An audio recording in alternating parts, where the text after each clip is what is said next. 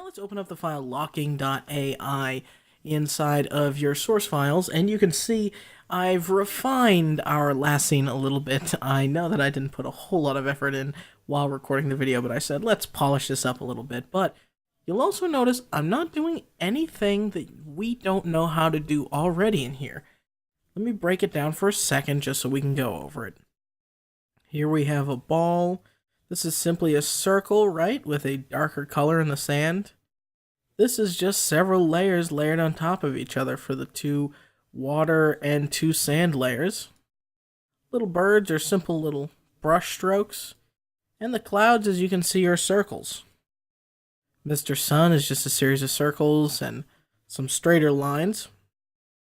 And you can see his glasses, this shadow, it's just a copy of his glasses. They're just semi-transparent. In fact, if I double click, open up his group, here we see his glasses and they're 40%. So the exact same stuff we've been learning, only you're seeing it in a more advanced state.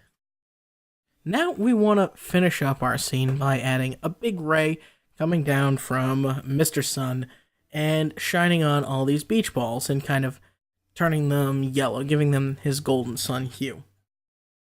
Well, we're going to first grab our pen tool and start on one side of the sun. Click there, and maybe over here sounds good. Right off the scene.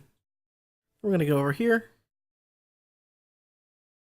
We're going to come up here and finish up our sun ray and then connect it here.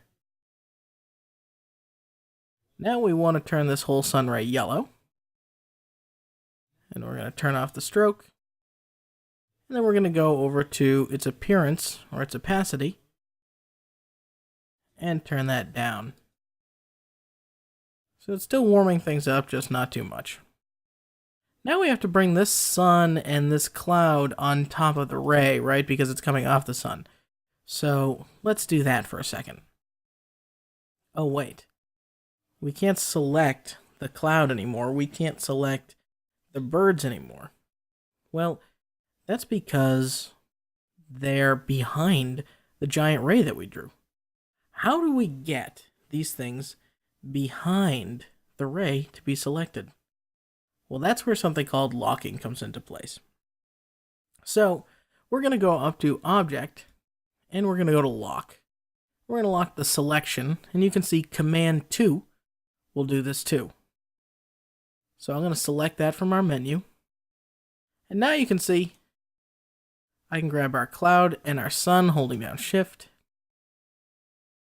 And I can right click those, arrange them, and bring them to the front. Now I can even select our beach ball, or what if I want to edit this path? Well, I have to unlock the object. You can see no matter how hard I try, I can't access this ray.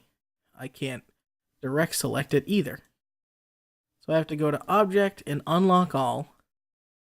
And you see this unlocked the blue sky in the background too. Yeah, I started off this file with the blue sky locked.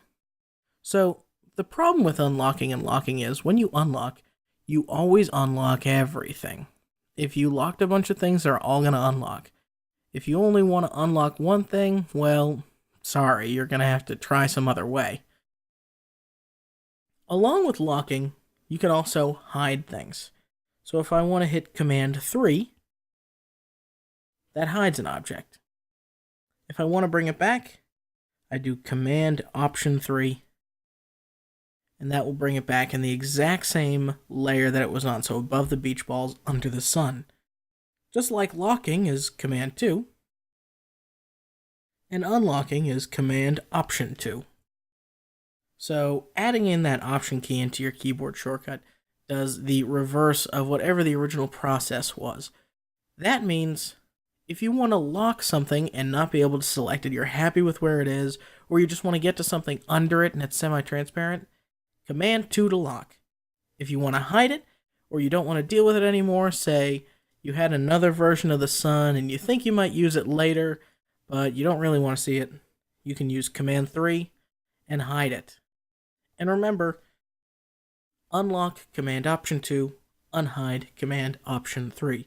This is going to become a powerful tool in your Illustrator workforce, but you may not use it right away. It's really going to be for your advanced scenes, and we're certainly going to use it when we go to create that video game cover. So, lock, unlock, hide, unhide.